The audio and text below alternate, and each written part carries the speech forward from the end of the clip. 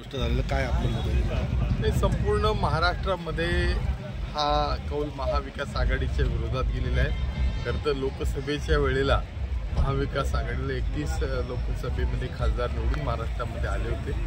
आम्हाला सगळ्यांना अपेक्षा होती की महाराष्ट्रामध्ये महाविकास आघाडीचे बहुमत या ठिकाणी मिळेल, परंतु या रत्नागिरी मतदारसंघामध्ये सुद्धा ह्या काही कौल मिळाला नाही। त्या दृष्टीनं लोकशाही आहे, लोकशाहीमध्ये मतदार हा राजा आहे आणि त्यामुळे 4 महिन्यामध्ये असं काय झालं मतदाराचं मतपरिवर्तन याचा सुद्धा थोडंसं संशोधन किंवा अभ्यास करणं गरजेचं आहे। आणि हा जो काही निर्णय आहे तो आम्ही सगळ्यांनी महाविकास आघाडीकडून स्वीकारलेला आहे। रत्नागिरी विधानसभा मतदारसंघात 70,000 सुमारे मतदारांनी महाविकास आघाडीला मला मतदान केले। शिवसेना उद्धव बाळासाहेब ठाकरे पक्षाचे सगळे कार्यकर्ते पदाधिकारी त्याचबरोबर महाविकास आघाडी घटक पक्ष त्याच्या